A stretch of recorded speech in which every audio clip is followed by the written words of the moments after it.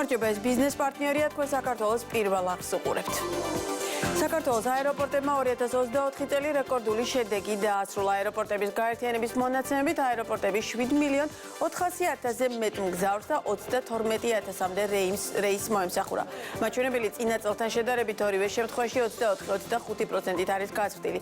გაერთიანებაში წელსაც მგზავრთა ნაკაცელიან ამის წინაპირობას მათი შეფასებით ახალი ავიაკომპანიების შემოსვლა ქმნის. მარტიდან საქართველოს ავიაბაზარზე ოპერირებას გაერთიანებული სამეფოს ავიაკომპანია British Airways და ბრიტანული დაბალბიუჯეტური EasyJet იწყებს. აპრილიდან კი ფრენებს ტრანსავია France Edelweiss შეასრულებს.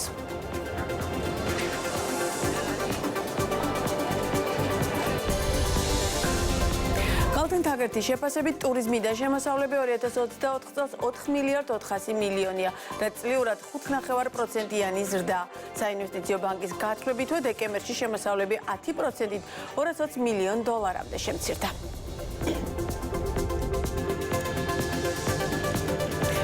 სარესტორნო ბიზნესში და მოლოდინები ეროვნული ბანკის სტატისტიკით ყველაზე დიდი ვადაგადაცილების მაჩვენებელი კაფეებისა და რესტორნების სექტორშია და ის 4.8% შეადგენს, რაც თანხმობრივად დაახლოებით 40 მილიონი ლარია. როგორი იყო გასული წელი ბიზნესისთვის, როგორ აისახა ქვეყანაში შექმნილი პოლიტიკური კრიზისი და რა შეხედავენ გამოსავალ სექტორის წარმომადგენლები თემაზე ვცლად სტუმართა რესტორატორთა ასოციაციის თავმჯდომარესთან შოთა ბურჯანაძესთან ერთად ვისაუბრებთ.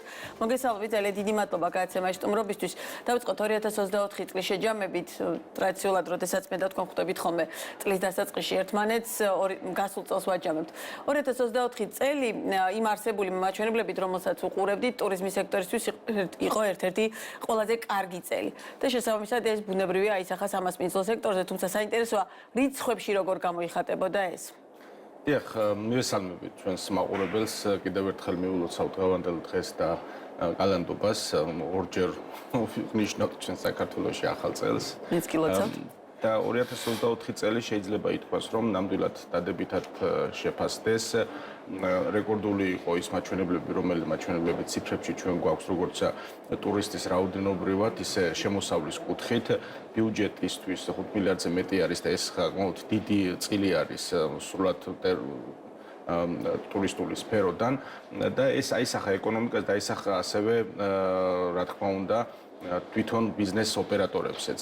ეს არის 2024 წელი იმ წლების შემდეგ, როდესაც ჩვენ ვიყავით ასე ვთქვათ მზარდი სიტუაციაში კოვიდის შემდეგ, გამოცოცხლდა ნამდვილად ეს ვითარება ტურისტმაც ძალიან იმატა და ასევე იმატა რა თქმა უნდა ადგილობრივი მომხმარებლობის მოქმედებებმაც და შეიძლება ითქვას, რომ აქტიურობამ და შეიძლება ითქვას, რომ 2024 წელი კოვიდის შემდეგ ყველაზე საუკეთესო იყო და 2020 წლის გარკვეულწილად რაღაც კოვიდამდე სიტუაციას თითქმის გაუთანაბრდა.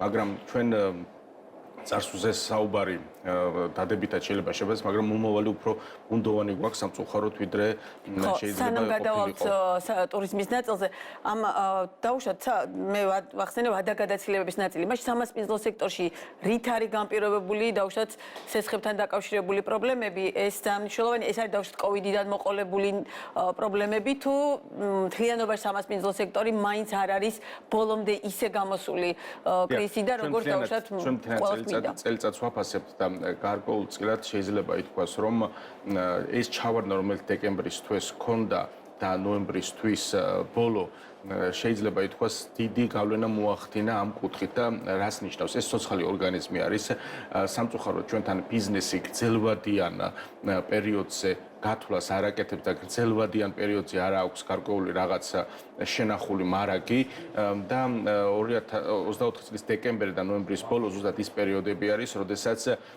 კორპორატიული საღამოები, როდესაც სხვადასხვა ასე ვთქვათ წვეულებები და ასე შემდეგ წინასწარ არის დაგეგმილი და შემდეგ უნდა განხორციელდეს. მაგრამ ეს ყველაფერი ანუ ამ ვადაგადაცილებას უკავშირებთ უშუალოდ ბოლო თვეს? დიახ, რა თქმა უნდა. და ეს ყველაფერი არის ამ კუთხით ასახული, თორე ძალიან წელიწადი რო შევაფასოთ, რეკორდული იყოს და ის ზუსტად ეს პერიოდი არის, სადაც ოპერატორი სამწუხაროდ გათვლა რაც ჰქონდა და თავიდან ბოლომდე რაზედაც იყო წინასწარ თანხები გადახდილ და შემდეგ უკვე ეს გადავადებული ან სრულად გაუქმებული ერთ-ერთი საქართველოში ზოგადად სარესტორნო სფერო ტურისტების გამრავლების შემდეგ მთლიანად შეიცვალა მისი პროცესი. ანუ აგვისტო და იანვარი ითვლებოდა ყველაზე ცუდ თვედ, მაგრამ ტურისტის ასე ვთქვათ ხშირი განვითარებით, ტურისტული პროცესის განვითარებით ეს თვეები მთლიანად შეიცვალა საქართველოში და დღეს შეიძლება ითქვას, რომ აგვისტო და იანვარი ნორმალური ისეთივე თვე უნდა ყოფილიყო, როგორც ვთქვათ ნოემბერი იქნებოდა და ოქტომბერი იქნებოდა. მაგრამ დეკემბრისთვის ჩავარდნა განაპირობებს სამწუხაროდ აი იმ პროცესს ეროვნულმა ბანკმა გამოაცხადა. თუმცა ეს ეროვნული ბანკის მონაცემები არ არის თლად დეკემბრისთვის ინფორმაცია ასახული. ვნახოთ როგორი იქნება მთლიანობაში ამ მიმართულებით ტენდენცია. ეხლა რაც შეეხება იმ მოლოდინებს, რომელიც გაქვთ. გასაგებია რომ აქციებმა და საპროტესტო ტალღამ, რომელიც დაიწყო 28 ნოემბრის შემდგომ და გრძელდება დღესაც, ყველაზე მნიშვნელოვნად მაინც ტურიზმის სექტორი დააზარალა განსაკუთრებით დედაქალაქში. და რადგან საკვები ობიექტების ძირითადი ნაწილი თავმოყრილია სწორედ დედაქალაქში, უმრავლესობა ყოველ შემთხვევაში ბუნებრივია ეს აისახა მათაც. მაგრამ რიცხვებში თუ შეგიძლიათ მითხრათ, როგორია მაგალითად მაჩვენებლები ამ მიმართულებით, ანუ პირობითად თქვენ შემთხვევაში რა ტიპის ზარალი მოგადგათ? იცით, ხო, სარესტორნო სფერო განსხვავდება ერთმანეთისგან გარკვეული რაღაც ხასიათით, ხო? საბანკეტო იქნება ეს, ვთქვათ, ბუტიკ რესტორნები იქნება, სხვადასხვა მცირე თუ პატარა რესტორნები და შესაბამისად ამ ახასიათებლით შეიძლება შედარება გავაკეთოთ ერთმანეთთან და შევაფასოთ თუ როგორ არის ამა თუ იმ სარესტორნო სფეროში არსებული ოპერატორის სიტუაცია. მაგრამ ზოგადად რთულ სიტუაციაში ვართ ალბათ იქიდან გამომდინარე რომ დღეს რეალობა გვაქვს ძალიან რთული და შესაბამისად საზოგადოება როდესაც ესე დაძაბულ სიტუაციაში არის სარესტორნო სფერო როგორც ასეთი თქვათ მისთვის მიმზიდველი სფერო არ არის ხო იქ სადაც დღეს ასეთი ვითარება გვაქვს ქვეყანაში და არ იდგმება სამწუხაროდ ჩემდა სამწუხაროდ მე როგორც მოქალაქის პოზიციიდან ვაჟღერებ ახლა ამ სიტყვებს როდესაც ჩემდა სამწუხაროდ არ იდგმება დეესკალაციისთვის არანაირი ნაბიჯი არანაირი ასე ვთქვათ გამოხატულება არა ამისი ამ შემთხვევაში ეს ზამბარა უფრო და უფრო იჭიმება და როდესაც ეს გაწყდება და არა სარესტორნო სფეროზე იქნება პრობლემა მთლიან ქვეყანაზე იქნება პრობლემა სარესტორნო სფერო იმხელა პრობლემა გადაიტანა კოვიდის დროს ხო ეხლა ეს დამატებითი პრობლემა კიდე შეიძლება ყველაზე უმნიშვნელო იყოს იმ დიდი პრობლემიდან გამომდინარე რაც მთლიან ქვეყანაში შეიძლება მოხდეს რეალობა გვაქვს დღეს ძალიან რთული ეს გამოწვეული არის სხვადასხვა მიზეზებით კონკრეტული გაცხადებებით თუ ასე შემდეგ რეალობა ასეთში ვდგავართ ჩვენ კოვიდის დროს როდესაც რთულ ვითარებაში იყო მთლიანად ქვეყანა მაშინ ჩვენი პარტნიორების მხრიდან დიდი დახმარება მივიღეთ მილიარდობით დოლარი შემოვიდა ქვეყანაში ეხლა ეს ვითარება საერთოდ არ არსებობს არც ამის პერსპექტივის ამ შემოსული თანხიდან დაუშვათ სარესტორნო ბიზნესზე რა თანხა წავიდა მაშინ თქვენ ძალიან უკმაყოფილოები ყავით იმის გათვალისწინებით რომ მასშტაბიდან გამომდინარე რეალურად არ იყო ისეთი მხარდაჭერა და მათ შორის თქვენ ძალიან ხშირად გვაქვთ რომ არ იყო ისეთი სათანადო მხარდაჭერა მაგრამ ამ სარესტორნო სფეროდან პირდაპირ ქეშად მიიღო გარკვეული თანხები გარკვეულმა რესტორნებმა თბილისის მერის გადაწყვეტილებით თბილისის მერის გადაწყვეტილებით ეს ქვეყანას შემოსული თანხებიდან იყო ხო ჩვენი გადახდილი თანხებიდან დღეს რა ვითარება იქნება აი ნამდვილად არ ვიცით და თუ ეს ვითარება არ გამოსწორდა სტუმრის მოზიდვაზე, განწყობაზე და ასე შემდეგ ცოტა რთული იქნება საუბარი. ამიტომაც რეალობა სწორად უნდა აღვიქვათ, მე ესე ვფიქრობ და შესაბამისად, როდესაც რეალობა სწორად აღიქმება, ნაბიჯები უნდა გადადგმული იქნას. ეს ვინ იქნება ოპოზიცია, პოზიცია, საზოგადოება, თუ ასე ამას მნიშვნელობა არ აქვს, მაგრამ ყოველთვის თუ ნაბიჯი არ გადაიდგმა, ამ შემთხვევაში დეესკალიზაციის პროცესს მე ვერ ვამჩნევ. გუშინდელი დღე, რომელიც ჩვენს ყველამ ერთად ვნახეთ გუშინ წინ, სადაც რა ვითარება დღეს ხონდა, ეს ხო ამ პროცესს კიდე და კიდე უფრო აზიანებს და კიდე უფრო ართულებს. თუმცა ერთგვარად ოპონირების ვეცდები რომ გაგიწიათ იმის გათვალისწინებით, რომ დაუშვათ აქ არის ისე ხომ სტუდიაში ადამიანი, რომელსაც განსხვავებული შეხედულება შეიძლება ჰქონდეს, ვინ უნდა გადადგას დეესკალაციისკენ ნაბიჯები?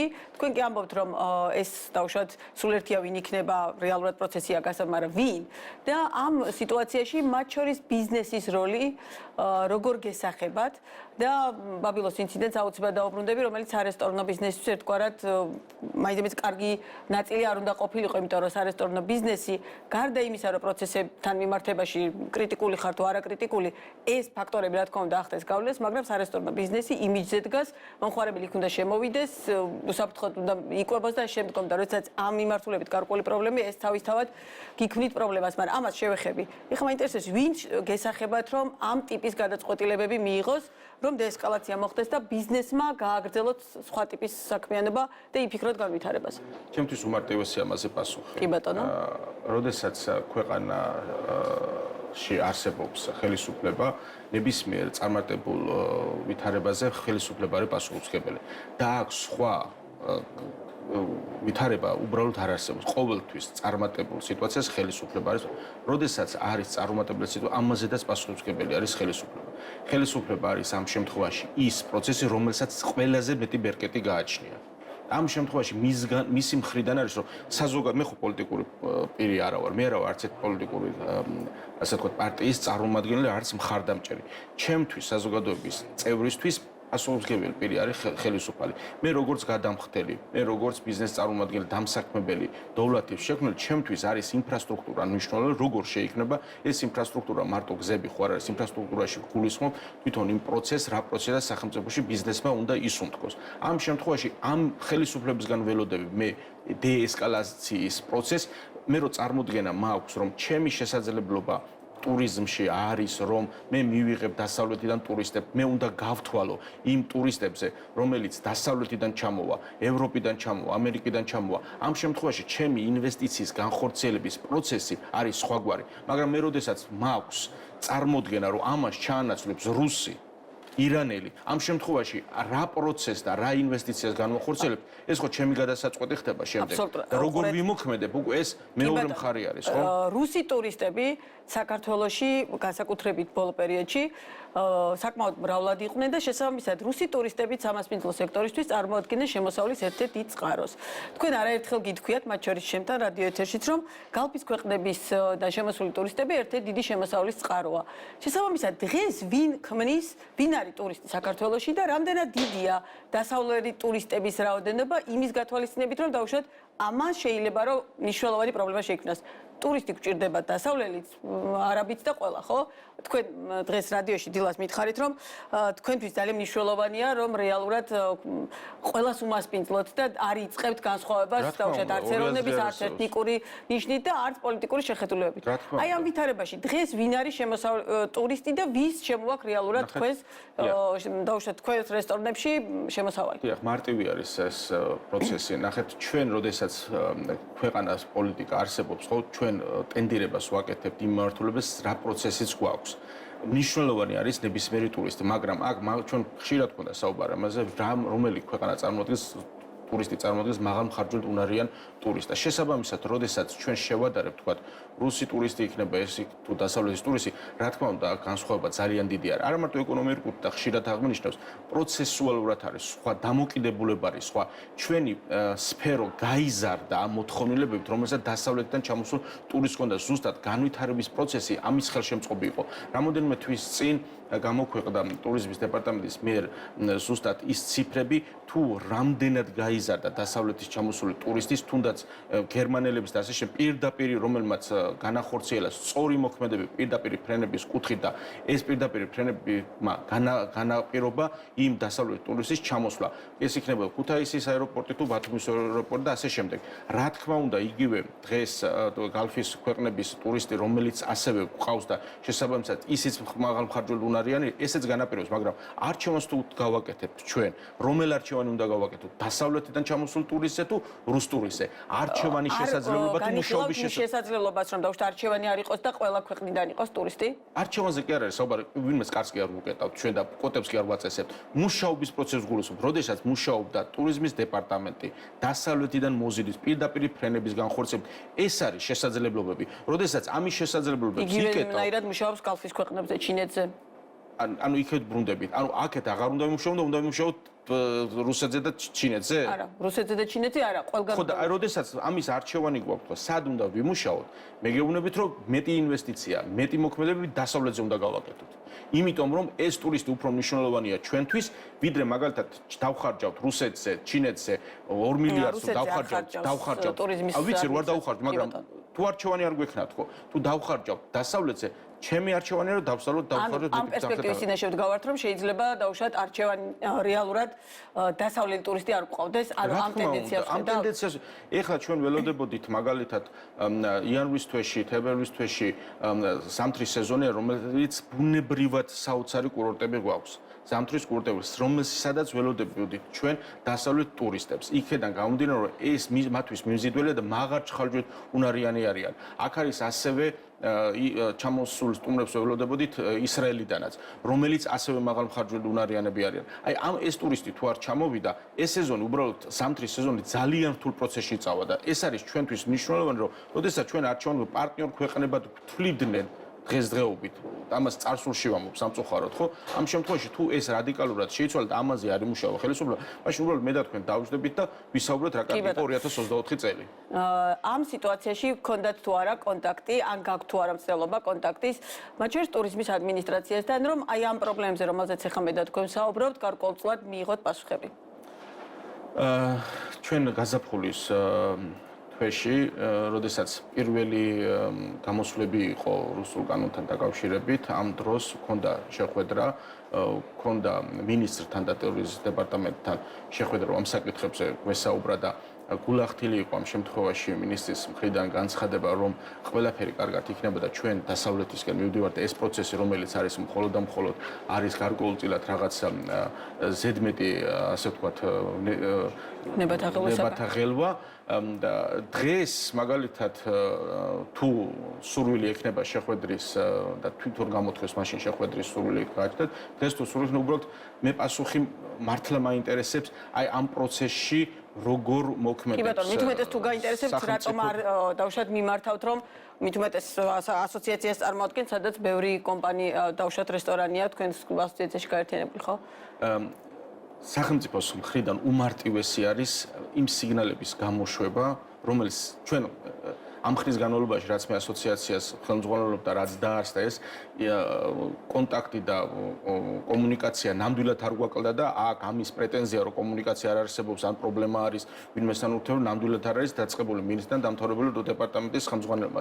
დღესდღეობით ჩვენი შეხვედრით ამ შეხვედრით არაფერი არ გადაწყდება, იმიტომ რომ ქმედება არის, საჭირო ჩემთვის მნიშვნელოვანი არის, რომ მე როგორც მოქალაქეს პერსპექტივა მქონდეს ევროპასთან და ამერიკასთან ურთიერთობას. ამ პერსპექტივას ჩვენი შეხვედრა თუ გადაწყვეტავს, დღეში 9 ჯერ შევხვდები. კი ბატონო, და მივედით ჩვენი საუბრის ბოლოს იმ ერთ-ერთ ყველაზე მტკივნეულ ნაწილამდე, რომელიც მე არ მგონია, პირად ჩემი შეხედულება, რომ რომელიმე რესტორნისთვის იყოს მარტივად მოსასმენი, რა განსხვავებული პოლიტიკური შეხედულებაც არ უნდა გქონდეთ, როდესაც ბაბილოსთან მომხდარი ბაბილოში იმყოფებოდნენ სამართლეო კორპუსის წარმომადგენლები, იქ მართავდნენ კორპორატიულ შეხვედრას, მოგწონს ვინმეს არ მოგწონს ეს ერთი თემა, მაგრამ ამას სოციალურ ქსელში მოყვა საკმაოდ მძიმე გამოხმაურება იმ კუთხით, რომ დანერწყვის ფურთხის კამპანია არ ვიცი როგორი ფორმულირებაც სურს ისე მიიღოს განსხვავებული შეხედულების ადამიანს ბარმენი იქნება მიმტანი თუ ის არ უნდა მოემსახუროს სათანადო და შემდგომ ეს თელ სარესტორნო ბიზნესს გიქმნით თუ არა პრობლემას იმის მიუხედავად ვის რა პოლიტიკური შეხედულება აქვს იმიტომ რომ დარწმუნებული ვარ თქვენს ობიექტებში შემოდის პირობითად ხელისუფლების ხარდამჭერი ადამიანი. დიახ. ხალხო, ამ ხნის განმავლობაში რაც ჩვენ ურთიერთობა გვაქვს და საერთოდ ზოგადად რაც არსებობს, თქვათ, ჩემი სფეროში მუშაობის პროცესი, ბევრი სხვადასხვა რთულ სიტუაციებში ვყოფილი ვართ. ბევრ განაწყენებულ ვითარებაში ვყოფილი ვართ და ეს საკითხი, რაც თქვენ აღნიშნეთ, არასდროს არ ყოფილა. და უბრალოდ წარმოუდგენელი არის ეს სალსახად რომ თქვა ჩემი პოზიცია როგორც უბრალოდ დასაგმობი არის ეს შეხედულება და ეს ამ კუთხით რაღაც საკითხი ვინც არ უნდა იყოს შემოსული ადამიანი ის რომ რესტორანში შემოვა და შენ როდესაც მიიღებ და მენიუს მერტ იქ დამთავრდა მისი შეხედულებები და ასე შემდეგ და არასდროს არ ყოფილა სარესტორნო სფეროდან პოლიტიკური შეხედულების კუთხით გარჩევა ან შეკვეთის მიღება და ასე შემდეგ ხო აქამდე ხო ასე მოვედით ეს ასე უნდა გაგრძელდეს ცალსახად ამას ვამბობდი დილით რადიოში და ეხლაც ამას გავიმეორებ. რეალობა დღეს გვაქვს იმდენად დაძაბული, ისეთ утопიამდე მივედით, ეს რეალობა თუ არ შეიცვალა, შემდეგ ხო, მაგრამ ეს რეალობა იმის საფუძველს ქმნის, რომ პირობითად არავითარ შემთხვევაში მიმტანმა მიიღოს ასეთი გადაწყვეტილება. გააგრძელებთ ამას ვამბობ, იმდენად утопიურ სიტუაციაში შევდივართ, მე დარწმუნებული ვარ, ამის გამკეთებელი არავინ არ არის, მაგრამ ამის განხილვა რო დაიწყება უკვე ძალიან რთულ სიტუაციაში ვარ. ეს ვის ეხება, სტუმარს ეხება თუ დამხვეწს ეხება და ეს ამ შემთხვევაში ორივე დამნაშავე სიტუაციაში გამოდის. უბრალოდ წარმოუდგენელი ამაზე მსჯელობა როგორ უნდა ვიმსჯელოთ ახლა ჩვენ პირდაპირ ეთერში ამაზე, ეს დადებითად შეიძლება შეფასდეს თუ შეიძლება რაღაც ანგარიში გაეწოს, ვინც რა დონეზეც გაბრაზებული არ უნდა იყოს, იმიტომ რომ დაზღვეული ხო არავინ არავითრით არ არის. მე თუ რაღაც შეხედულება მაქვს, რაღაც საკითხზე, ეს ვიღაცას არ მოწონს, ვიღაც კონკრეტულ შემთხვევას, მეც ხო არა ვარ არაფრიდან დაზღვეული, როგორც სხვა ამ შემთხვევაში. ამიტომაც ამაზე საუბარი ზედმეტი არის. მაგრამ ჩვენ კიდე ერთხელ ვიმეორებ, ამ სიტუაციიდან გამოსავალს თუ არ მოვძებნით, სარესტორნო სფერო ამ შემთხვევაში არის პირდაპირ ასე ვთქვათ, წინა პლანზე, იმიტომ რომ მომსახურების სფერო არის, პირველადი მომსახურების სფერო არის. იგივე სიტუაცია სხვა ბიზნესებშიც რო შეეხოს, რომ ვიღაცას მისი პოლიტიკური შეხედულების ან აზრის გამო არ მოემსახუროს, ან არ გაუწიოს, თუნდაც მაგალითად, არა რესტორანში, არა ბილეთის ყიდვა, როდესაც უნდა და არ მოკიდეთ, ან ძვირად მიყიდეთ, ეს ხო სისულელი არის, ხო? აქედან გამომდინარე, ამიტომაც არის საჭირო ჩვენ რეალობას უნდა შევხედოთ და ამ რეალობაში ერთი მხარე იქნება მეორე, მესამე თუ მეოთხე, სადღაც სპანძი თუ არ მოიძებნა, ძალიან რთულ სიტუაციაში შევდივართ და მე როგორც მოქალაქეს ამის მოთხოვნა მაქვს ხელისუფლებიდან, მისი ნაბიჯ მე როგორც მოქალაქემ რომ დავინახავ, დღეს რა განწყობითა ვარ თქვენთან მოსულ და რაზე დავსვაბრო, სულ სხვაგვარი განწყობა მექნება, როდესაც დავინახავ ნაბიჯების გადადგმას. კი ბატონო, ძალიან დიდი მადლობა საინტერესო საუბრისთვის და ბუნებრივია სხვა დროსაც გელოდებით სიამოვნებით ამ სტუდიაში, ისევ როგორც აქამდე შოთა ბურჯანაძე რესტორატორთა ასოციაციის დამფუძნებელი იყო ბიზნეს პარტნიორის პირდაპირ ეთერის სტუმარი. ვინ შეუერთება და ვინ არა 15 იანვარს დაგეგმილ გამაფრთხილებელ გაფიცვას PSP ჯგუფის დამფუძნებელი კახა ოქრიაშვილი Facebook-ის პირად გვერდზე წეს, რომ რადგან PSP ჯგუფი სამედიცინო კომპანიაა, საქმიანობა მხოლოდ 5 წუთით შეჩერდება. განცხადებას ავრცელებენ საფინანსო სექტორის წარმომადგენლები, საქართველოს ბანკი და TBC ბანკი. აცხადებენ, რომ ყოველთვის იცავდნენ და დაიცავენ საკუთარი თანამშრომლების გამოხატვის თავისუფლებას. ამასთანავე, როგორც ფინანსური ინსტიტუტები გააგრძელებენ მათზე დაკისრებული პასუხისმგებლობის შესრულებას. მომხმარებლებს შეუფერხებლად მიაწოდონ საბანკო სერვისი ნებისმიერ ვითარებაში. შრომის ბაზრის ექსპერტები ვაკანსიების რაოდენობის შემცირებაზე საუბრობენ. PMC კვლევითი ცენტრის ინფორმაციით დასაქმების ბაზარზე განსაკუთრებული შენელება დეკემბერში დაფიქსირდა, როდესაც ვაკანსიები როგორც თვიურ, ისე წრიულ ჭრილში შემცირდა. რაც შეეხება ანაზღაურების საკითხს, აქ ჯერჯერობით სტაბილური ვითარება ნარჩუნდება. რა პროგნოზები კეთდება შრომის ბაზარზე, თემის დეტალებით მარი მელიქიშვილი გვერდება ეთერში. გამარჯობა მაია, მევესალმებით ჩვენს მაყურებელს, ვიდრე ხელფასების ნაწილზე ვისაუბრებთ, გეტყვით, რომ საფინანსო სექტორი არის ერთადერთი სფერო, სადაც ვაკანსიების კუთხით კლება არ შეინიშნება. ასეთია PMC კვლევითი ცენტრის დირექტორის შეფასება გიორგი ხიშტოვანი ჩვენთან საუბარში ამბობს, რომ 2024 წლის დეკემბრის თვეში შრომის ბაზარზე მნიშვნელოვანი შენელება დაფიქსირდა და ვაკანსიები წინა წლის ანალოგიურ თვესთან შედარებით 5%-ით, ხოლო გასულ თვესთან, ანუ ნოემბერთან შედარებით 20%-ით შემცირდა. ზოგადად კვლევის ცენტრში ამბობენ იმასაც, რომ დასაქმების ბაზარზე შენელების პროცესი ბოლო თვეებია მიმდინარეობს, მათ შორის წინა თვესთან შედარებით ვაკანსიების კლება დაფიქსირდა ნოემბერშიც, როდესაც დასაქმების პორტალ JobsG-ზე 6218 ვაკანსია გამოქვეყნდა, რაც თითქმის 21%-ით ნაკლები იყო 2024 წლის ოქტომბერში გამოქვეყნებული ვაკანსიების რაოდენობაზე. ის რომ ვაკანსიების რიცხვში კლების ტენდენცია ნარჩუნდება, ადასტურებენ დასაქმების სხვა პორტალებზეც. მაგალითად, Ework.G-ზე ამბობენ, რომ დეკემბერში მათ პორტალზე განთავსებული განცხადებების რაოდენობა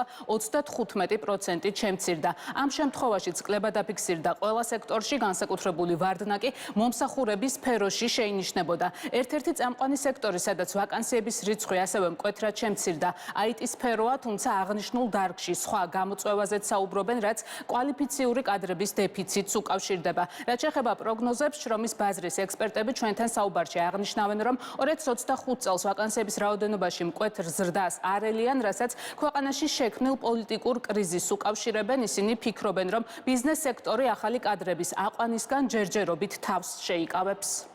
დეკემბერში ვაკანსიების რაოდენობა შემცირდა წინა წლის დეკემბერთან შედარებით 5%-ით, რაც შეეხება წინა თვესთან შედარებით 20%-ით. თუ ამას გამოვიყენებთ ჩვენ როგორც ინდიკატორად შრომის ბაზარზე აქტივობის და შეგვიძლია გავაკეთოთ, სიტუაცია არის კლებადი, იქიდან გამომდინარე, რომ ახალი ვაკანსიები, ან შეიძლება განმეორებითი ვაკანსიები ნაკლებად ცხადდება. ბიზნესების მხრიდან შეფასება ახალი თანამშრომლების აყვანასთან დაკავშირებით არის შენელებული, მაინც არის კომპანიები, რომლებიც ასაქმებენ ახალ ადამიანებს, მაგრამ წილი ასეთი კომპანიების თვიდან თვემდე და კვარტლიდან კვარტლამდე 24 წელს მცირდებოდა და 24 წლის ბოლოს ყველაზე ცოტა იყო ისეთი კომპანია, რომელმაც ახალი თანამშრომლები აიყვანა, რაც ასევე ინდიკატორია ჩემთვის შრომის ბაზარზე შენელებული აქტივობის. კლება დაიწყო ნოემბრის თვეში ჩვენი მიმართულებით დასაქმების ჭრილში, თუმცა დეკემბერში მაინც ველოდებოდით კიდევ უფრო მეტ კლებას, იმიტომ რომ მაინც ახალწლო პერიოდი არის, სადღაც 20 დეკემბრის მერე წინა წლების გამოცდილებით იკლებს ხოლმე, თუმცა მიმდინარე მოვლენებმა ქვეყანაში მაინც დამატებით რაღაცა გავლენა მოახდინა და ჯამში ჩვენ პლატფორმაზე სადღაც 30-35%-იანი კლებაც გქონდა, რაც გამოისახა რეალურად შემცირებული სამუშაოს მაძიებლების ვიზიტორებით, ასევე ბიზნესის მხრიდან განთავსებული ვაკანსიებით თუ სხვადასხვა სერვისის შეძენით. ჩვენ სექტორში რამოდენიმე მნიშვნელოვანი წვრები იყო ამ წლების განმავლობაში. პირველ რიგში მინდა აღვნიშნო, რომ ჩვენ სექტორის კლება დაფიქსირდა შარშან 2024 წელს და ეს განპირობებული იყო ძირითადად იმიგრანტების და რელოცირებული ადამიანების წასვლით და სხვა ქვეყნაში გადასვლით. რა თქმა უნდა, კომპანიების ცდილობენ, რომ ის ადამიანები, რომლებიც დატოვეს საქართველოს, ჩაანაცვლონ ადგილობრივი მუშახელით, თუმცა როგორც მოგეხსენებათ, უკვე წლებია არსებობს გამოწვევა და გამოწვევა იმისა, რომ იპოვონ კომპანიებმა ჩვენ სექტორში კვალიფიციური მუშახელი. აქედან გამომდინარე, ხშირია შემთხვევები, რომ კომპანიები ვაკანსიას დებენ, თუმცა საკმაოდ რთულია შესაბამისი კვალიფიციური კადრის პოვნა ბაზარზე. შეეხება ხელფასების საკითხს, შრომის ბაზრის ექსპერტებს პოზიტიური პროგნოზები არც ამ მიმართულებით აქვთ, მათი შეფასებით ქვეყანაში პოლიტიკური კრიზისის გამწვევებამდე ჩაატარეს ბიზნესების გამოკითხვა, საიდანაც გამოიკვეთა, რომ იანვრის თვიდან გამოკითხული კომპანიების 50% დასაქმებულებისთვის ანაზღაურების ზრდას გეგმავდა, თუმცა შექმნილი ვითარებიდან გამომდინარე, ანალიტიკოსები ნაკლებად ვარაუდობენ, რომ ახლა ხელფასების ზრდა მასშტაბურად მოხდება, მეტიც ფიქრობენ, რომ 2025 წელს ბიზნესების მხრიდან ანაზღაურებების ზრდა სიმბოლური ექნება, რაც შეეხება ზოგადად იმ ადამიანების რაოდენობას, რომლებიც საქართველოში თვიურ ანაზღაურებას იღებენ, გაზრდილია ეს რიცხვი. PMC კვლევითი ცენტრის ინფორმაციით 2024 წლის ნოემბრის თვის მონაცემებით 2023 წლის შესაბამის პერიოდთან შედარებით ამ ადამიანების 6%-იანი ზრდა დაფიქსირდა, მათივე ინფორმაციით გასული წლის განმავლობაში დაახლოებით 10%-ის ფარგლებში გაიზარდა ხელფასებიც. 2024 წელს ანაზღაურებების მატების საკითხს ადასტურებენ დასაქმების პორტალებზე და ამბობენ, რომ ბოლო დროს კომპანიებმა ვაკანსიებში ანაზღაურების მითითება დაიწყეს, რაც ადრე არ ხდებოდა და საიდანაც ჩანს, რომ ხელფასები გაზრდილია. თუმცა, როგორც უკვე გითხარით, შრომის ბაზრის ექსპერტები 2025 წელს ვაკანსიების მსგავსად ანაზღაურებების მაღალი პროცენტით მატებასაც არ პროგნოზირებენ. პროგნოზები გვეუბნება, რომ ინფლაციის მაჩვენებელი 25 წელს გაიზრდება და შესაბამისად ის ფუფუნება, რაც რაღაც დონეზე ბჭყალებში დასაქმებულებს ჰქონდათ, რომ ინფლაცია იყო თითქმის ნულოვანი და შესაბამისად ნომინალური ხელფასების და რეალური იყოს იდენტური, ამის ფუფუნება მგონი აღარ გვექნება. აქედან გამომდინარე, მე პირადად არ ველოდები, რომ რეალური ხელფასების და 25 წელს იყოს მაღალი და აღემატებოდეს 5%-ს. მგონია, რომ მატებაცაც შეიძლება უფრო დაკონეს სიმბოლური ხასიათი, მიუახლოვდეს რაღაცა იმ მიზნობრივ ინფლაციის მაჩვენებელს, რომელიც აქვს ეროვნულ ბანკს გამოცხადებული და ეს არ იყოს, ასე ვთქვათ, ძირეული, ღირებული ზრდა, უფრო სიმბოლური ხასიათის დაზე ვფიქრობ, ბიზნესები შეჩერდებიან. წინა წლებთან შედარებით კომპანიებმა დაიწყეს რიგ პოზიციებზე ანაზღაურების მითითება, რაც ძალიან კარგი არის, იმიტომ რომ სამუშაოს მაძიებელმა წინასწარ იცის რა რეინჯში იქნება მისი შემოსავალი, მინიმუმ რას უნდა ელოდოს. ამ ნაწილში სხვადასხვა დიდმა ბიზნესებმა სხვათა შორის პოზიტიური ოპერატიულად დაიწყეს ხელფასების გამოტანა ვაკანსიაში, რა ჭრილშიც ჩვენ შემთხვევაში სხვადასხვა ფრონტის პოზიციებზე შედარებით დაბალ და საშუალო რგოლის პოზიციებზეც კი არის უკვე მითითებული, არათუ მაღალი რგოლის პოზიციაზე, რაც თვლი, რომ პოზიტიურად ისახება ზოგადად დასაქმების სფეროზე. აქვე საქსტატზე დაყრდნობით ქვეყანაში არსებულ საშუალო ხელფასზეც მოგაწვდით ინფორმაციას საქსტატის ბოლო ანუ 2024 წლის მესამე კვარტლის მონაცემებით საქართველოში საშუალო თვიური ხელფასი 2056 ლარს უტოლდება, რაც შეეხება მედიანურ ხელფასის 2023 წლის მონაცემებით 1228 ლარს შეადგენს. შეგახსენებთ, მედიანური ხელფასი ასახავს იმ ხელფასს, რომელსაც საშუალოდ ყველაზე მეტი ადამიანი იღებს ქვეყანაში, განსხვავებით საშუალო ხელფასისგან, რაც ყველას მიერ აღებული ხელფასების საშუალო არითმეტიკულს წარმოადგენს. ძალიან დიდი მადლობა მარი მელიქიშვილი საუბრობდა ბიზნეს პარტნიორის პირდაპირ ეთერში. ექსპორტის რეკორდული მაჩვენებელი, მაღალი ეკონომიკური ზრდა, თუმცა შემცირებული ინვესტიციები. რა გამოწვევის წინაშეა საქართველოს ეკონომიკა ქვეყანაში მიმდინარე პროცესების ფონზე და რა მოლოდინები აქვს სპეციალისტებს. ჩვენ სტუმართან, ახალგაზრდა ფინანსისტთა და ბიზნესმენთა ასოციაციის ხელმძღვანელთან გიორგი კაპანაძესთან ერთად ვისაუბრებთ. მოგესალმებით, ძალიან დიდი მადლობა გადაცემაში სტუმრობისთვის. მე ჩამოთვალე რამდენიმე მაჩვენებელი, ექსპორტი საკმაოდ გაზრდილი მაჩვენებელი, თუმცა შემცირებული ინვესტიციები, ეკონომიკური ზრდა პრაქტიკულად თითქმის ორნიშნა 10%. ყოველ შემთხვევაში კალთი ვარაუდობს, რომ 9.4% ექნება, საკმაოდ მაღალი ეკონომიკური ზრდა მიიჩნევა.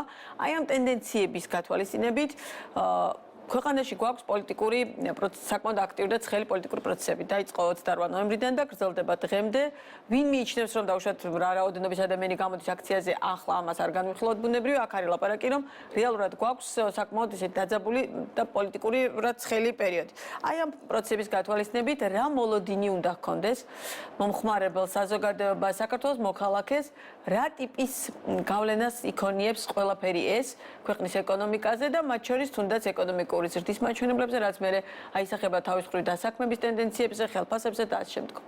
მაია, მოგესალმებით, მივესალმებით ჩვენს მაყურებელს, მადლობა გადაცემაში მოწვევისთვის და მიულოცავ დღეს ძველი ახალ წელს. მოდით დავიწყოთ ექსპორტით, რომელიც გამოქვეყნდა, რომელიც არის უახლესი მაჩვენებელი და ძალიან მნიშვნელოვანია, რომ ექსპორტი გაიზარდა რეკორდულად, გვაქვს 6 მილიარდი ნახევრიანი ექსპორტის მაჩვენებელი და ეს ცხადყოფს იმას, რომ ეკონომიკური აქტივობა არის მაღალი, ზოგადად მაღალი, ასე ვთქვათ, საგარეო ვაჭრობა ცხადყოფს იმას, რომ ეკონომიკური აქტივობა არის მაღალი და ბუნებრივია ეს. ბიზნესი არ გაჩერებულა, ბიზნესი არ გაჩერებულა, ბიზნესი აქტიურია, უნდა გავითვალისწინოთ ექსპორტის მაჩვენებლებში ისიც, რომ წლების განმავლობაში მთავარი საექსპორტო პროდუქტი, ფეროშინადნობების სექტორი გაჩერებულია ფაქტიურად და უკვე სხვა ბიზნეს სექტორებმა დააბალანსეს ის მაჩვენებელი და შეძლეს ის, რომ ექსპორტი გასულიყო რეკორდულ მაჩვენებლებზე.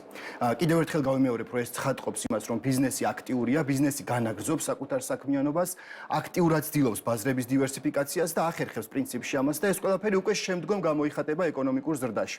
რაც შეეხება ეკონომიკურ ზრდას, თქვენ ახსენეთ და ჩვენ საბოლოო მონაცემები არ გვაქვს, თუმცა ნოემბრის მონაცემები, რაც ვიცით, 9.4%-ია და სავარაუდოდ ორნიშნასთან ახლო ეკონომიკურ ზრდით დავასრულებთ მიმდინარე წელს. ანუ შეგვიძლია ვთქვათ, რომ გასული წელი მიუხედავად იმისა, რომ ნამდვილად პოლიტიკურად იყო დაძაბული, იყო არჩევნების წელი, შეძლო ქვეყანამ, რომ ორნიშნა ან ორნიშნასთან ახლო ეკონომიკური ზრდით დაესრულებინა. რა გავლენა ექნება მიმდინარე პოლიტიკურ პროცესებს უკვე შემდგომ პერიოდზე, ამას ალბათ დრო გვიჩვენებს, თუმცა დღესდღეობით ფაქტია, რომ ბიზნეს სექტორი და ზოგადად საქართველოს ეკონომიკა ამ პოლიტიკურ დაძაბულობას მედგრად ხვდება და ახერხებს იმას, რომ გაზრდილი და მაღალი ეკონომიკური მაჩვენებლებით შეხვდეს. ინვესტიციების შემცირება ახსენეთ, ნამდვილად ასეა, ინვესტიციები შემცირებულია ჩვენს ქვეყანაში, თუმცა აუცილებლად უნდა ვახსენოთ რეინვესტირების მაჩვენებელი, რომელიც გაზრდილია და ეს ნიშნავს რას? ეს ნიშნავს იმას, რომ ბიზნესი, რომელიც საქართველოში და ინვესტორი, რომელიც საქართველოში უკვე ოპერირებს, იგი თავს მშვიდად გრძნობს და შესაბამისად ცდილობს, რომ გააგრძელოს ამ ქვეყანაში ოპერირება და მოახდინოს რეინვესტირება და გააფართოოს საკუთარი საქმიანობა. ბუნებრივია შესაძლოა წლის დასაწყისში ჩვენ გქონდეს გარკვეულწილად პოლიტიკური პროცესების გავლენა უარყოფითი ეკონომიკაზე, მაგრამ დღესდღეობით ეს ფაქტორები არ იკვეთება. გვაქვს გარკვეული პროტესტი, გარკვეული ბიზნესის მხრიდან, მაგრამ ჯერჯერობით ეკონომიკას ეს ცხელი პოლიტიკური პროცესები მე ვფიქრობ მნიშვნელოვნად არ დატყობია. გაცემის დასაწყისში აქ მე საუბრობდი რესტორატორთა ასოციაციის თავმჯდომარესთან და ის ამბობდა, რომ ძალიან კარგი 2024 ქონდა დეკემბრისთვის გამოკლებით, თუმცა მოლოდინი არის ეხლა როგორია იქნება 2025 წელი, ესაა მნიშვნელოვანია და მან თქვა ასეთი რამ, რომ რეალურად ჩვენ უნდა ვიცოდეთ ახლა საით მივდივართო. ქართული ბიზნესის ამ წლების განმავლობაში ვუყურებთ ხო ქართული ბიზნესის არსებულ ტენდენციებს. რა მოლოდინი გაქვთ?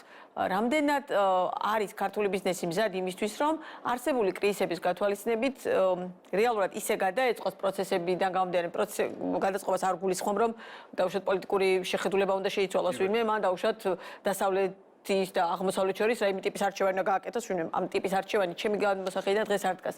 რეალურად ამ სიტუაციაში რამდენად არის ბიზნესი მზად იმისთვის, რომ აი ეს ყველაფერი ისე გადაეწყოს, ისე იმუშაოს, რომ არც თავისი თავი დააზარალოს და არც ქვეყნის ეკონომიკა. არის დღეს ქართულ ბიზნესში ამის პოტენციალი? მე ვფიქრობ, რომ ქართულ ბიზნესში ამის პოტენციალი არის. სამწუხაროდ ქართული ბიზნესი მსგავს ფაქტებსაც მიჩვეულია, თუ გრძელვადიან პერსპექტივას ავიღებ და შევხედავთ მაგალითად 20 წლიან პერიოდში მუდმივად იყო პოლიტიკური ძვრები, იყო სხვადასხვა პოლიტიკური გავლენები და ბიზნესი ახერხებდა, რომ გაეგრძელებინა საქმიანობა ხან უფრო ეფექტურად, ხან ნაკლებად ეფექტურად. ბოლო პერიოდში იყო გარკვეული სტაბილური მდგომარეობა დაახლოებით 10 წლის განმავლობაში. ახლა ვხედავთ ცხელ პოლიტიკურ პროცესებს, მაგრამ მე ვფიქრობ, რომ ბიზნესიც გაიზარდა, მე ვფიქრობ, რომ მათი კაპიტალიც გაიზარდა და შეძლებენ, რომ ამ პროცესში მათ გააგრძელონ ეფექტიანად ფუნქციონირება. თუმცა იქნება გარკვეული, ასე ვთქვათ, შეფერხებები. მაგალითად, ბიზნესს აქვს კითხვები. ამ კითხვებზე პასუხს რამდენად აძლევს ხელისუფლება თქვენი შეფასებით? კითხვებზე პასუხს მე ვფიქრობ, რომ ხელისუფლება აძლევს, თუმცა აუცილებელია კიდევ გაგრძელდეს ეს კომუნიკაცია და იყოს უფრო აქტიური. მნიშვნელოვანი იყო პრემიერის მხრიდან შეხვედრა ბიზნეს სექტორთან, იმიტომ რომ ითქვა შეხვედრის დროსაც და შემდგომაც რომ ბიზნეს მუდმივად კომუნიკაცია უნდა კონდეს მთავრობასთან და მე ვფიქრობ რომ ეს პროცესი უნდა გაგრძელდეს. თუმცა საუბრობდი იმაზე რომ თქვენ ახსენეთ ჰორეკა სექტორი, მათ შორის სასტუმრო ინდუსტრია, იქნება გარკვეული ბიზნეს სექტორები, რომლებსაც შესაძლოა პრობლემა შეექმნა და ცხადია რომ დეკემბრის თვე განსაკუთრებით რთული იყო და შესაძლოა მომდევნო პერიოდის რთული იყოს ტურიზმის ინდუსტრიისთვის. ტურიზმი ყოველთვის სენსიტიურად და სასტუმრო სექტორი, ჰორეკა სექტორი ყოველთვის სენსიტიურად მოქმედებს პოლიტიკურ პროცესებზე, როდესაც ბუნებრივია დაძაბული პოლიტიკური გარემოა, იმ დროს ტურისტი ქვეყანაში შემოსვლისგან თავს იკავებს. თუმცა მე აუცილებლად დავაზუსტო გუშინ ჩვენ გვყავდა ტურიზმის სექტორის წარმომადგენელი, ამან თქვა რომ ჯერჯერობით პრობლემა არის დედაქალაქში, ყოველთვის სექტორში დედაქალაქში და არა დაუშვათ იგივე. ბატონო, ეს ზუსტად ამას ცხადყოფს, რომ სენსიტიურია ეს სექტორი იმ, ასე ვთქვათ, იმ ლოკაციებზე, სადაც მსგავსი პროცესები ხდება. დედაქალაქშია დღეს ცხელი პოლიტიკური პროცესები და შესაბამისად აქ შესაძლოა უფრო რთულ ვითარებაში იყოს ტურიზმის სექტორი, თუმცა ჩვენ ვხედავთ ზამთრის კურორტებს, სადაც აქტიურად არიან აქტიურად ისვენებენ როგორც ადგილობრივი მოსახლეობა, ასევე ტურისტების რაოდენობაც არ არის მცირე და ამაზე თავად სასტუმროების წარმომადგენლებიც საუბრობენ.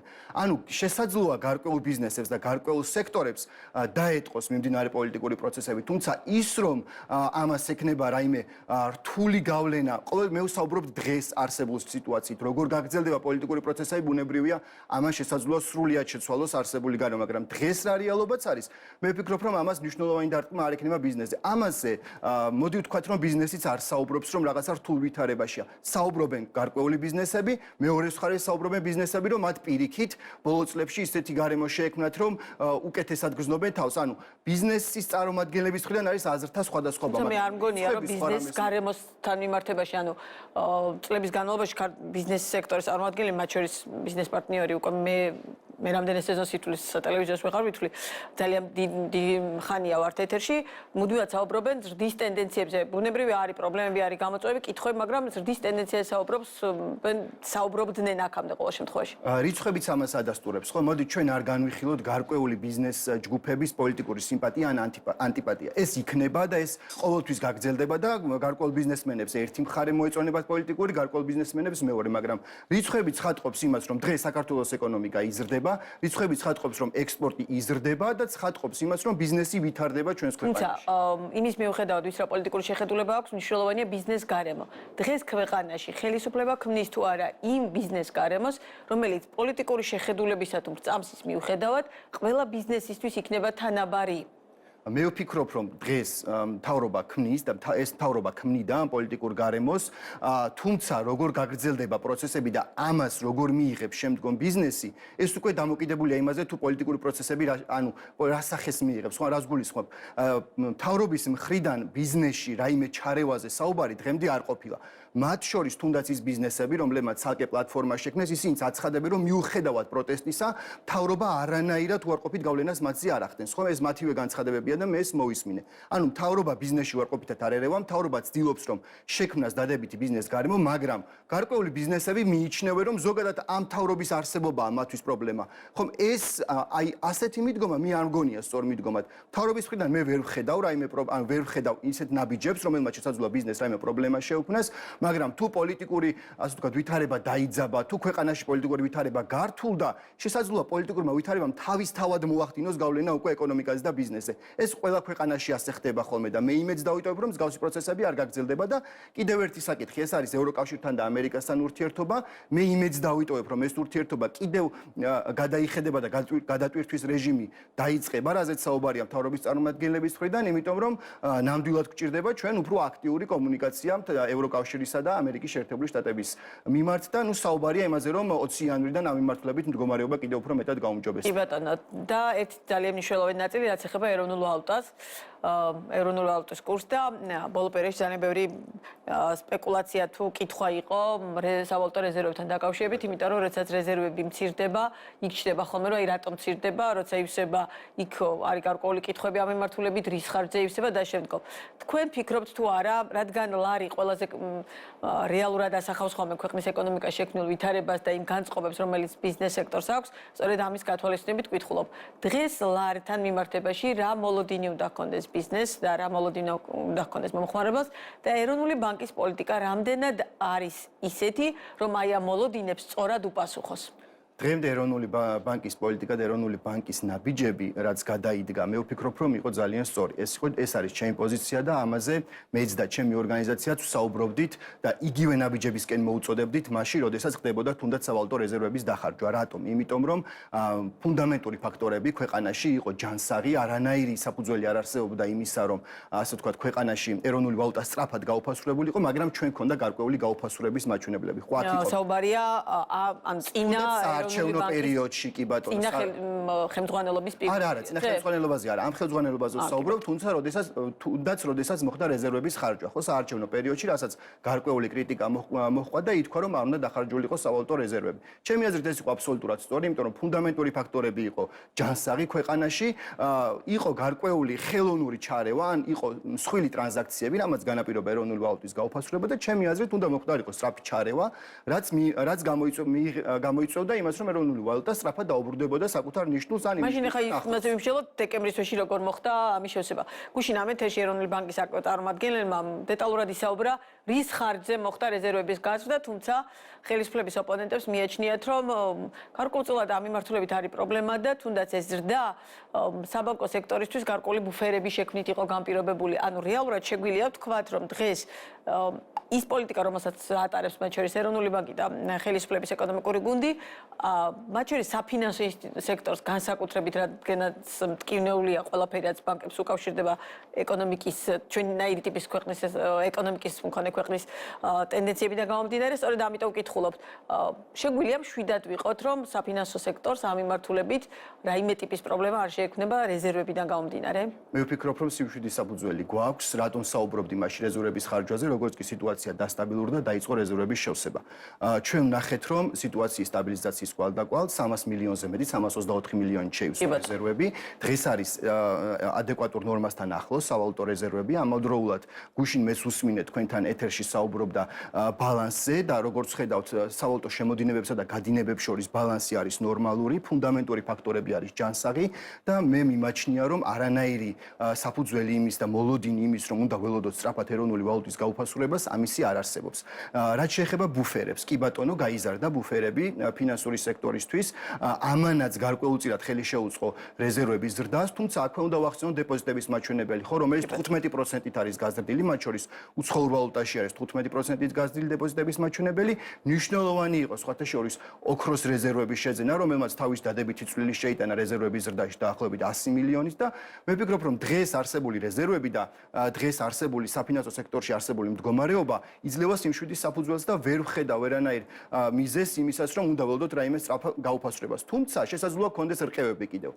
ხედავთ პოლიტიკური პროცესის გავლენას მათ შორის ლარის კურსზე, ხო? სწრაფად ხდება გარკვეულწილად გაუფასრება, შემდგომ ხდება ეროვნული ბანკის ჩარევის შემდგომ სწრაფად გამყარება. მცურავი გაცვლითი კურსი გვაქვს და შესაძლოა გარკვეული რყევები იყოს სავალუტო ბაზარზე, მაგრამ როგორც ეკონომისტები ვამბობთ, სხვა თანაბარ პირობებში დღეს არსებული რეალობიდან გამომდინარე, მე არ ვფიქრობ, რომ უნდა ველოდოთ რაიმე რთულ მდგომარეობას ლარის კურსთან მიმართებაში. ძალიან დიდი მადლობა საინტერესო ანალიზისთვის. კვლავაც გელოდებით ბიზნეს პარტნიორის ეთერში. გიორგი კაპანაძე იყო ბიზნეს პარტნიორის პირდაპირ ეთერის სტუმარი. ტრამპის გამარჯვების ფონზე გაძვირებული ბიტკოინ და კრიპტოვალუტის რეკორდული მაჩვენებლები. როგორ იყო 2024 წელი ბიტკოინისთვის, რა მოლოდინები აქვთ ანალიტიკოსებს ტრამპის ინაუგურაციის შემდგომ? ვცლად მაკა ქოჩლაძე მოგუყვება.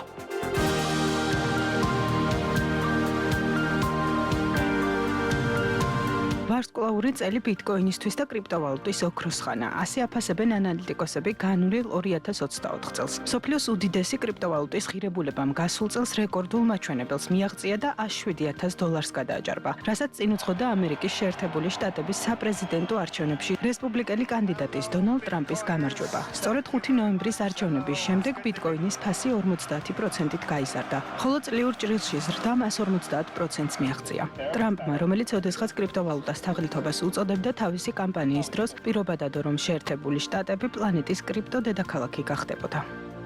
გამარჯობა ბიტკოინერებო, მიხარია თქვენთან ერთად ყოფნა. თუ კრიპტო აპირებს მომავლის განსაზღვრას, მე მინდა რომ მისი მოპოვება და დამზადება მხოლოდ ამერიკის შეერთებულ შტატებში მოხდეს. და თუ ბიტკოინი მთვარეზე წავა, როგორც ჩვენ ვამბობთ, მინდა რომ ამერიკა იყოს ერი, რომელიც ამ გზას უხელმძღვანელებს. ახლა როცა ტრამპის ინაუგურაციამდე ერთ კვირაზე ნაკლები რჩება, ანალიტიკოსები მოსალოდნელ სცენარზე საუბრობენ. მათი თქმით, ტრამპს ექნება დარეგულირებული პროკრიპტო პოლიტიკა. ასევე ბიტკოინი შეიძლება გახდეს რეზერვი, როგორც შტატების ხაზინის ნაწილი და ეს ნამდვილად ნიშნავს ახალ ეპოქას, რადგან ბაიდენის ადმინისტრაცია არის ანტიკრიპტო, ბიტკოინის წინააღმდეგი. ამასთან, ბევრი ინვესტორი თვლის, რომ ტრამპის კრიპტომეგობრული ადმინისტრაციის ფარგლებში 2025 წელს კრიპტოვალუტის ფასი $150,000-ზე მეტი იქნება. აღსანიშნავია ისიც, რომ სულ ახლა ხანს ამერიკის შეერთებული შტატების ფასიანი ქაღალდების მარეგულირებელმა ბირჟაზე ბიტკოინის სავაჭრო პროდუქტების აქციების ჩამონათვალი დაამტკიცა. ფიქრობ, ბიტკოინის გზა დღეს ბევრად ნათელია, ვიდრე ბოლო რამდენიმე წლის განმავლობაში. მისი ფასი უფრო მაღლა იწევს. ეს რისკის შემცველი გარემოა. თუმცა მთლიანობაში დადებითია და ტრამპის სცენარი არა მხოლოდ საფონდო ბირჟისთვის, არამედ ბიტკოინისთვისაც სრულყოფილია, რადგან ის არის ადამიანი, რომელსაც სჯერა მისი სიმართლის. თუმცა არსებობს კითხვა, გახდება თუ არა ბიტკოინი ამერიკის შეერთებული შტატების რეზერვის ნაწილი და დაიწყებს თუ არა უფრო მეტი კომპანია ბიტკოინის გამოყენებას, როგორც მათი რეზერვების ნაწილი. ფიქრობ, ეს გასარკვევია, მაგრამ რომ შეერთებული შტატების ფასიანი ქაღალდებისა და ბირჟის კომისიის ახალი ხელმძღვანელი კრიპტოვალუტის მომხრეა. ეს არის ახალი ოქროს ხანა ბიტკოინისთვის. CoinGecko-s თანახმად კრიპტოვალუტის ბაზრის მთლიანი ღირებულება წლის განმავლობაში თითქმის გაორმაგდა და $4 ტრილიონ მიაღწია. Forbes-ის მონაცემებით დღეისათვის ბიტკოინის ფასი $94,000-ზე მეტია, თუმცა მოლოდინია, რომ მისი ღირებულება 20 იანვრის შემდეგ ისევ გაიზრდება. ცნობისთვის შეერთებული შტატები თითქმის 200,000 ბიტკოინს ფლობს, რომელთა ღირებულება 20 მილიარდია. ამასთან ბიტკოინის მნიშვნელოვან რაოდენობას ჩინეთი, დიდი ბრიტანეთი, ბუტანი და ელ-სალვადორი ფლობს. ასეთი იყო ბიზნეს პარტნიორი დღეს. მე და თქვენ ერთმანეთს უკვე ხვალ შევხვდებით. მშვიდობიანი დღე, ნახვამდის.